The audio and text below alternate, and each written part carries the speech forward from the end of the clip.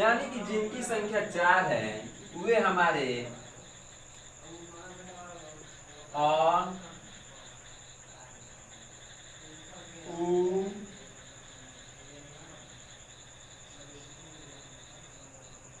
री, ई, ये जो हमारे हैं जिनकी बहुत ही कम समय की मात्रा का समय उच्चारण करने में समय लगता है, उनकी संख्या कितनी है? तो 4 है।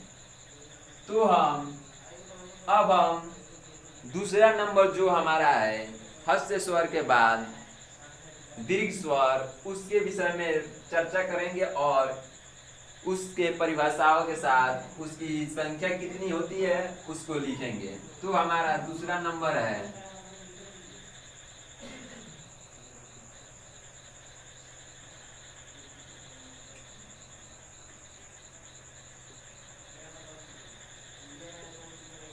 दीर्घ स्वर। जिन वर्णों का उच्चारण करते समय ह्रस्व स्वर से दोगुना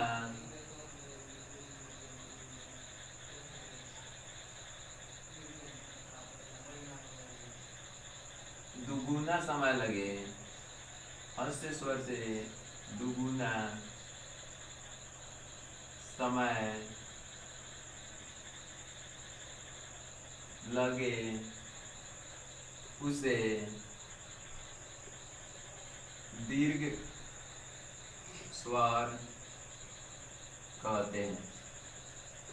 यानी कि ठीक इसके इन्हीं समान है, लेकिन कुछ इसमें परिवर्तन हुए हैं ये कि वे वर्ण जिनका उच्चारण करते समय ह्रस्व स्वर से दुगुना समय लगे। यानी कहने का मतलब है कि इसमें जो होगा वो हमारे जो बड़ी वाली मात्रा के जो वर्ण है वो आएंगे। तो इसमें दीर्घ स्वर की जो संख्या है, जिसकी संख्या, यानी कि यह भी बहुत ही इंपॉर्टेंट है बोर्ड के दृष्टि से देखा जाए तो, यानी कि इनकी संख्या भी कितनी होती है? इनकी संख्या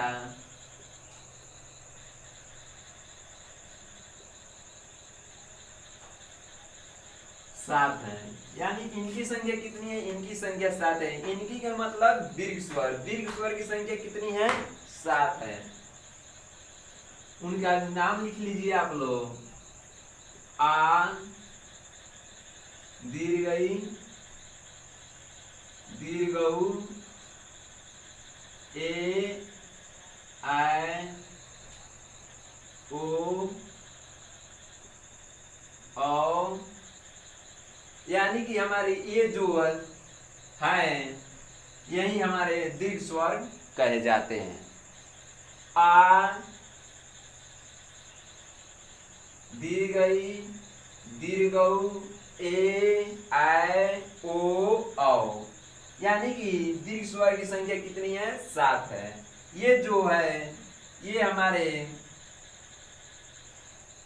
बोर्ड में पूछे जाते हैं ये प्रश्न कि दीर्घ स्वर इनमें से कौन सा है, या दीर्घ स्वर की संख्या कितनी होती है। तो आपको ऑप्शन दिया रहेगा कि दीर्घ स्वर की संख्या कितनी होती है, इस प्रकार का प्रश्न रहेगा।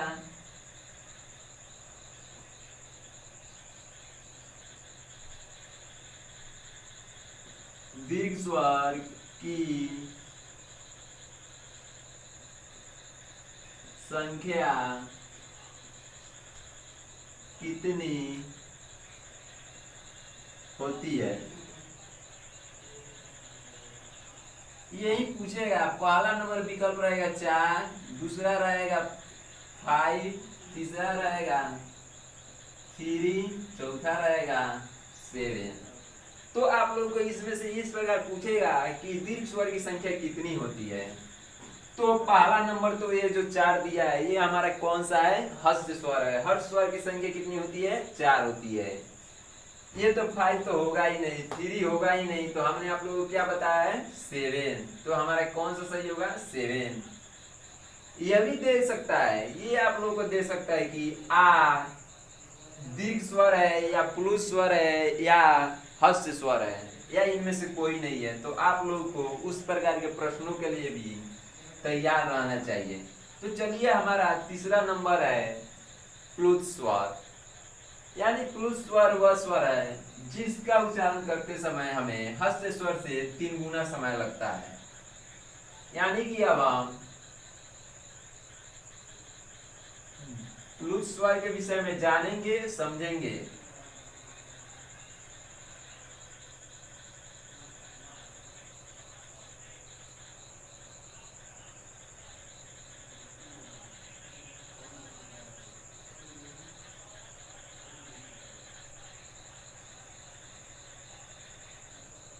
जिन वर्णों का उच्चारण करते समय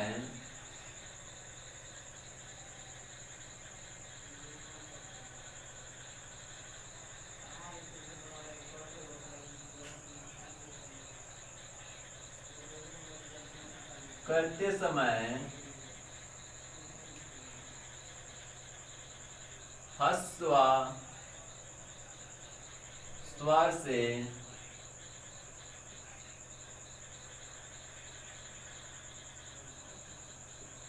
3 गुना समय लगता है वह प्लुत स्वर कहा जाता है। इनकी संख्या एक है, वो भी है हमारा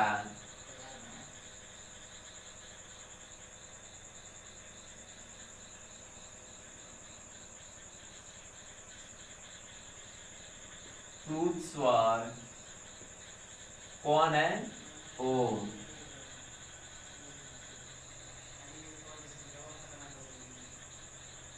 यानी कहने का मतलब है कि जिन वर्णों का उच्चारण करते समय हमें हस्त स्वर से 3 गुना समय लगे उसे हम प्लुत स्वर करते हैं। प्लुत स्वर कौन है? ओम। यानी कि हमारा जो है हस्त स्वर, दीर्घ स्वर और प्लुत स्वर, इनमें से 2 हमारे हस्त स्वर और दीर्घ स्वर, यही 2 हमारे महत्वपूर्ण टॉपिक है। इसलिए आप लोग बढ़िया से पढ़े, समझे और इसे याद करें, क्योंकि इसमें से मोस्ट इंपॉर्टेंट है कि एक प्रश्न 1 नंबर का आप लोग के परीक्षाओं में पूछे जाएंगे। तो चलिए हम जो हमारा वर्ण था उसका पहला टॉपिक समाप्त हुआ, स्वर वर्ण। अब हम अपना दूसरा टॉपिक चालू करेंगे, व्यंजन वर्ण। तो चलिए हम आज व्यंजन वर्ण को शुरू करते हैं और आप लोगों को बताते हैं।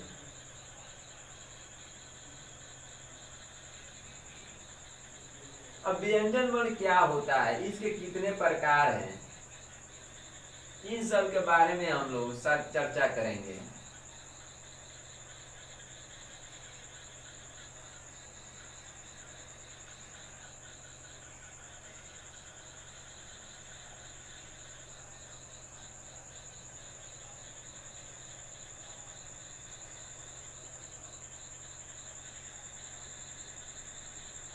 यानी व्यंजन वर्ण, जाहिर सी बात है जिन वर्णों का उच्चारण करते समय हमें किसी अन्य वर्ण की सहायता लेनी पड़े, यानी कि जिन वर्णों का उच्चारण करते समय हमें किसी दूसरे वर्ण की सहायता लेनी पड़े व्यंजन वर्ण का उच्चारण करने में, उसे हम जिन वर्णों का उच्चारण करते समय, चलिए तो हम इसके परिभाषा को लिखते हैं।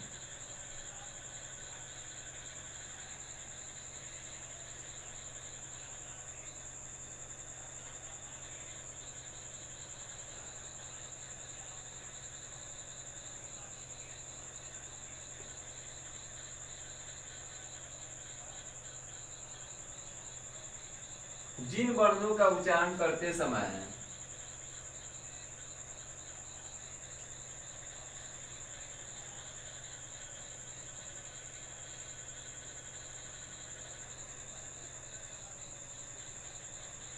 जिन वर्णों का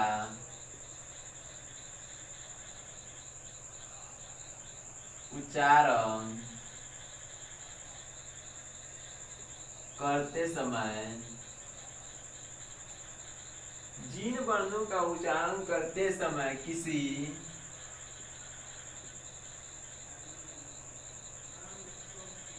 अन्य वर्ण की सहायता लेनी पड़े वह व्यंजन वर्ण कहा जाता है। यानी कि जिन वर्णों का उच्चारण करते समय हमें किसी अन्य वर्ण की सहायता लेनी पड़े वो हमारा व्यंजन वर्ण कहलाता है। तो अब हम व्यंजन वर्ण के प्रकार के विषय में जानेंगे और उनके परिभाषाओं के बारे में जानेंगे। तो व्यंजन वर्ण को मुख्यतः 3 भागों में बांटा गया है।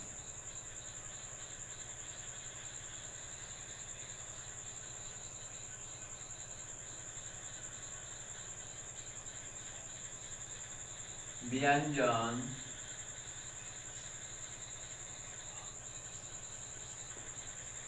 वर्ण के भेद। यह मुख्य रूप से 3 है, लेकिन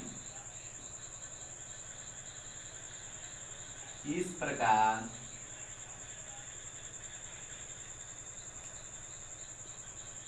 पांच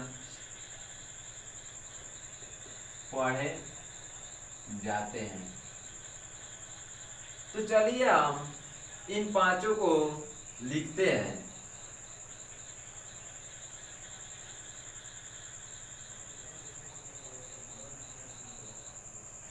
पहला हमारा है स्पर्श व्यंजन,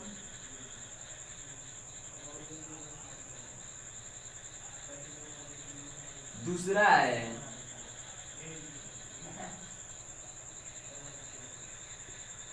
उष्ण व्यंजन, तीसरा है अंतस्थ व्यंजन,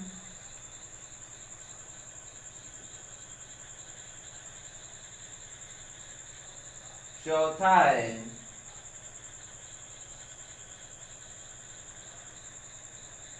संयुक्त या जिसे हम संधि व्यंजन भी कहते हैं, और पांचवा है हमारा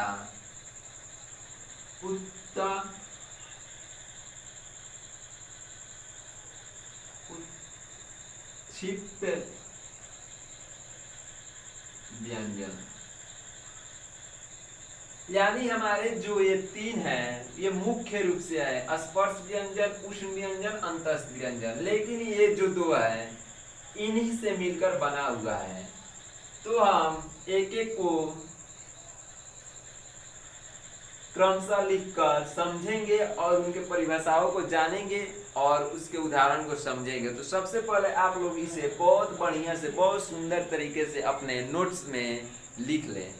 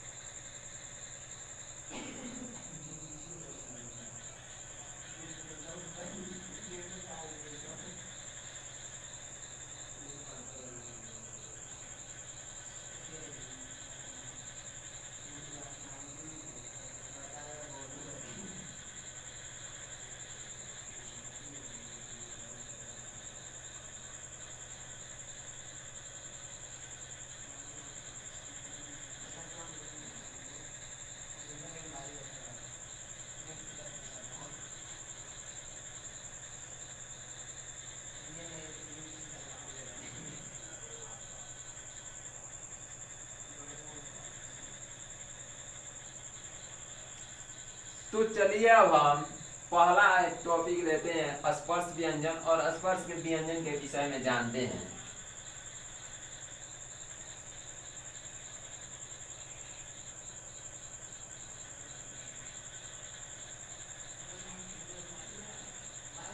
पहला हमारा है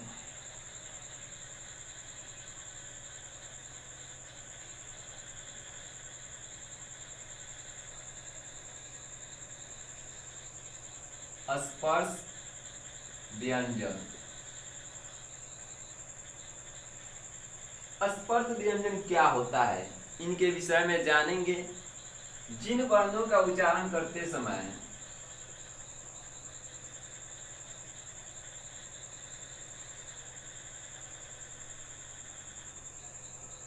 वर्णों का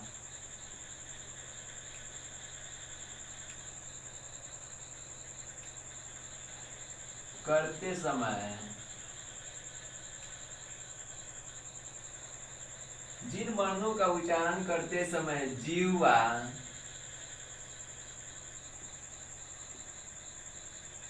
यानी जीव, जिन वर्णों का उच्चारण करते समय जीवा या जीव किसी न किसी जीव मुख्य के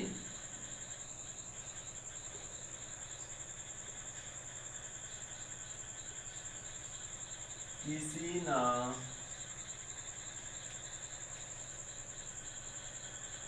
किसी भाग को स्पर्श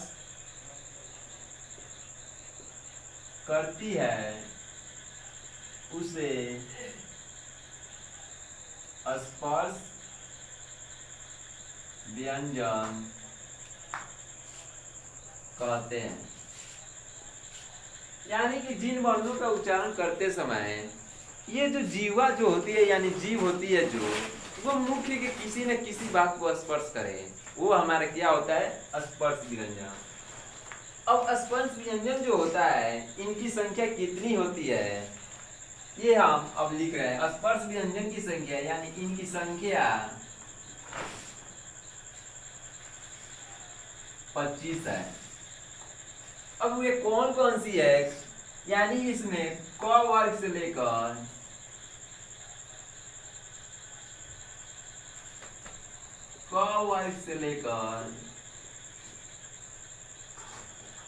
प वर्ग तक के सभी वर्ण आते हैं। यानी कि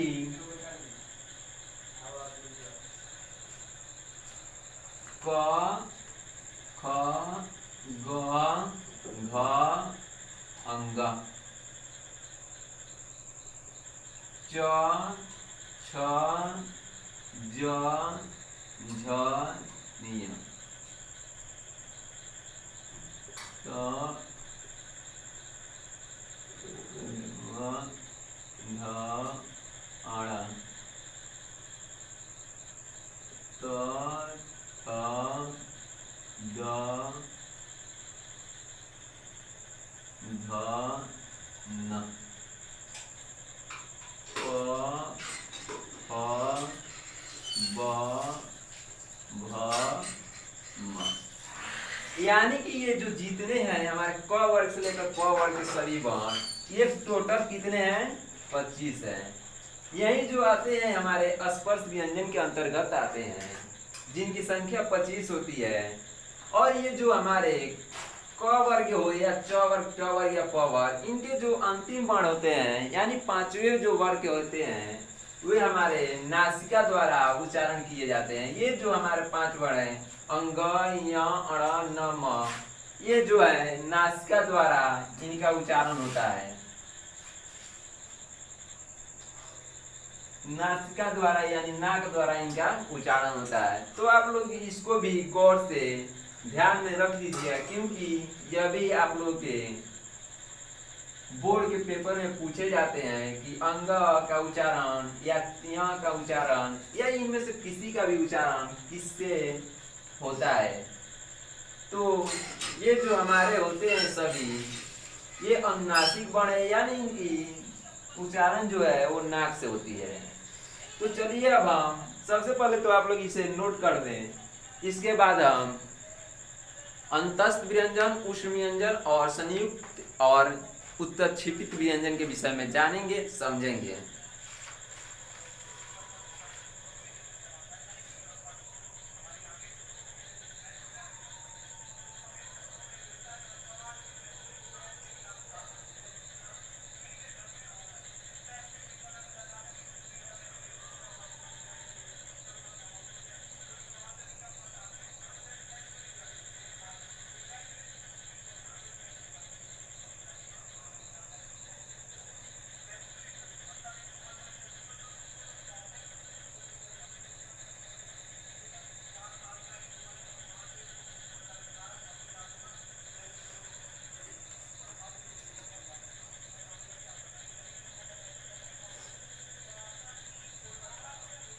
तो चलिए अब हम अपना दूसरा व्यंजन यानी अंतस व्यंजन के विषय में जानेंगे और उसके विषय में जानेंगे और समझेंगे। तो हम इसे मिटा रहे हैं।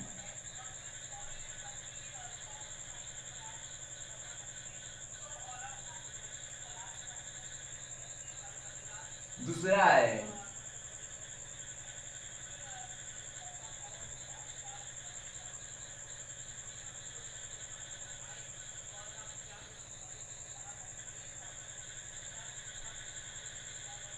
अंतस्थ व्यंजन, यानी ये हमारा परिभाषा क्या कहता है, जिन वर्णों का उच्चारण करते समय पहले वायु जो है फेफड़ों के अंदर जाए फिर फेफड़ों से बाहर आए, उसे हम क्या कहेंगे, अंतस्थ व्यंजन कहेंगे।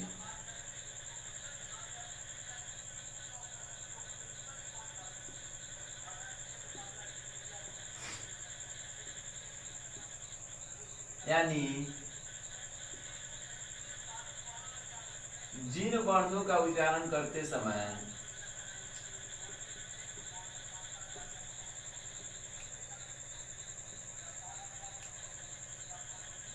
उच्चारण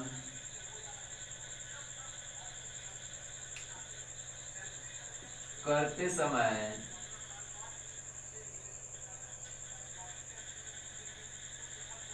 पहले वायु फेफड़ों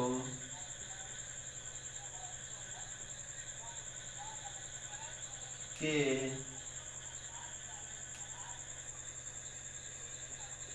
अंदर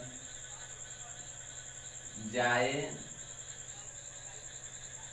और फिर बाहर आए, उसे क्या कहेंगे, अंतस्थ व्यंजन। वह अंतस्थ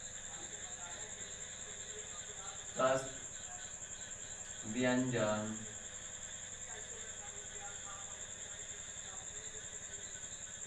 कहा जाता है। जिन वर्णों का उच्चारण करते समय पहले वायु जो है फेफड़ों के अंदर जाए और फिर जो वायु है वो बाहर से अंदर से बाहर है, उसे हम अंतस्थ व्यंजन कहेंगे। इनकी संख्या जो होती है, इनकी संख्या 4 है। वे कौन कौन सी हैं, य, र, ल, व। इनकी संख्या यही है। यही पूछे भी जाते हैं आप लोगों के प्रश्न में, यानी जो भी आप लोग बोर्ड के पेपर देंगे उसमें यही पूछा जाएगा कि अंतस्थ व्यंजन कौन है। इसमें ऑप्शन य, र, ल, व का होगा। उसके बाद जो है क, ख, ग ये सब होंगे। तो चलिए अब हम तीसरा नंबर पे चलते हैं अपना। उष्ण व्यंजन।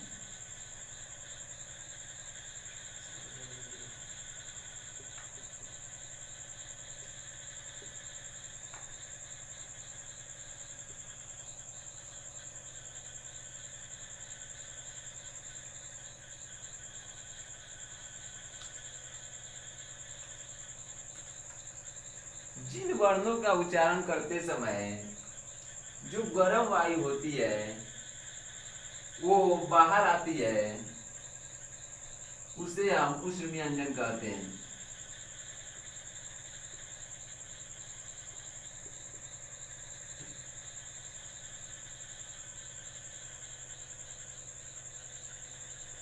जिन वर्णों का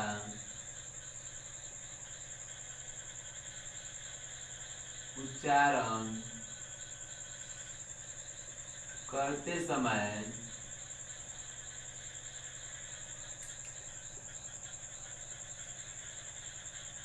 गरम वायु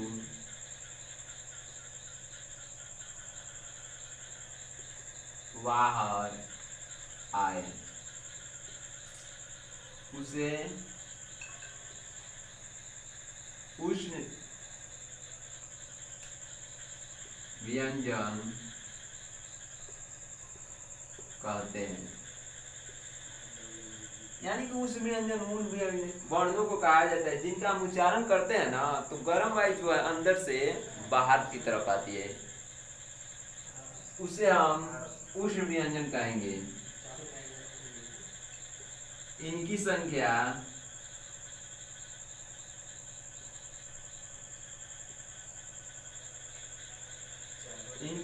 भी 4 है। वे कौन कौन सी है? चारम स, उदन स, दंत स और ह। तालम स, मूर्धन स, दंत स और ह। इनका उच्चारण करते समय जो गर्म आयु है वो बाहर आती है। अब हम चौथा नंबर यानी संधि व्यंजन या संयुक्त व्यंजन के विषय में जानेंगे।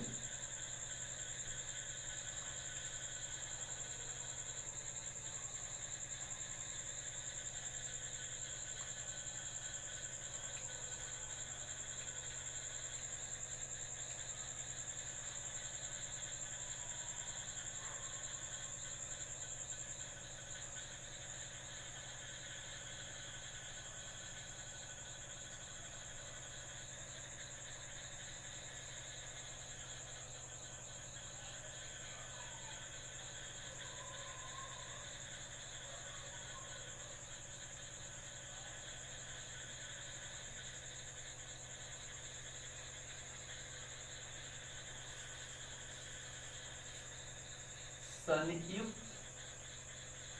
या संधि व्यंजन, इसका निर्माण कैसे होता है? यानी दो व्यंजन मिलकर इस संयुक्त या संधि व्यंजन का निर्माण करते हैं। यानी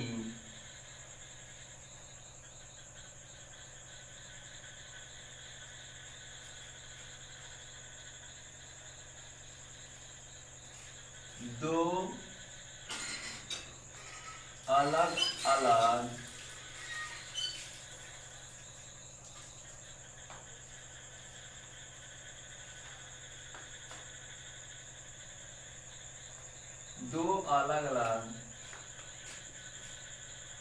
व्यंजनों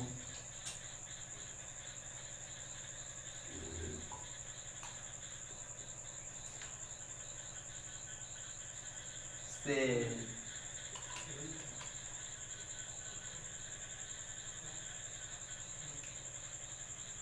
बना होता है।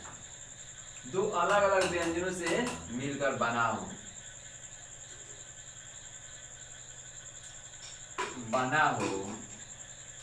वो हमारा क्या कहलाता है? संधि व्यंजन। वह संधि व्यंजन कहा जाता है।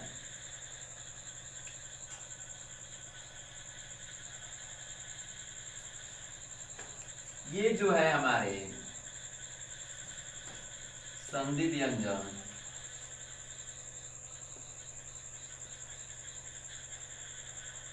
छ, त्र, ज्ञ,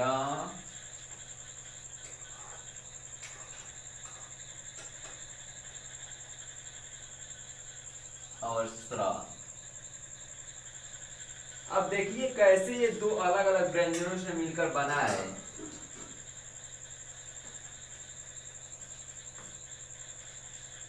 ये जो है क और क से मिलकर बना है। ये जो हमारा त्र है ये त और र से मिलकर बना है।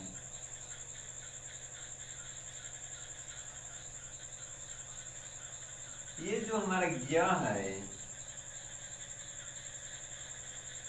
ज और य से मिलकर बना है। ये जो हमारा स्र है वो स और र से मिलकर बना है। यानी कहने का मतलब है कि दो अलग अलग व्यंजन। ये ध्यान से देखिए कि ये जो हमारे चार है ये भी व्यंजन के पार्ट है, यानी व्यंजन के ही भाग है। ये जो हमारे हलंत वाले हैं यह भी व्यंजन के ही भाग हैं। इन दोनों से मिलकर हमारे संधि व्यंजन का निर्माण है। इसलिए हम ये जो है ये सब हमारे स्पर्श व्यंजन, अंतस्थ व्यंजन और उष्ण व्यंजन के अंतर्गत आते हैं। इसलिए मुख्य रूप से हमारे तीन ही व्यंजन के पार्ट होते हैं, यानी तीन ही भाग होते हैं। पांचवा नंबर हमारा है उत्क्षेपित व्यंजन। तो चलिए हम उत्क्षेपित व्यंजन के विषय में जानते हैं।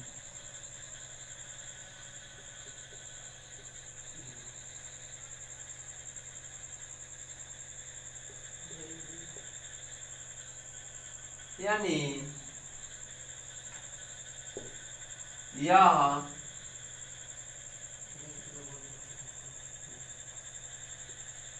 त वर्ग के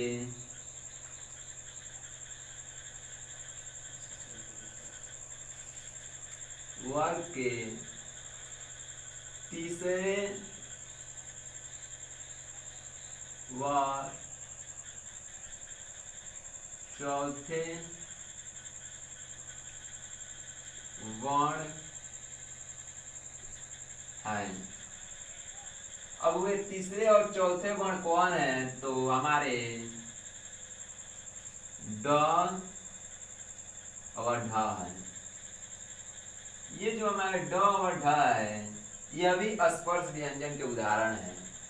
इसलिए हम कह सकते हैं कि हमारे ये जो दो पार्ट है ना ये हमारे स्पर्श व्यंजन, उष्ण व्यंजन और अंतस्थ व्यंजन से ही मिलकर बने हैं। तो आज हमारा ये टॉपिक समाप्त होता है और कल हम बहुत ही इम्पोर्टेंट टॉपिक को पढ़ेंगे जिसका नाम है उच्चारण स्थान, यानी वर्णों का उच्चारण स्थान के विषय में जानेंगे, क्योंकि उसमें से 2 नंबर या 3 नंबर के प्रश्न पूछे जाते हैं। तो चलिए हम कल वर्णों का उच्चारण स्थान पढ़ेंगे।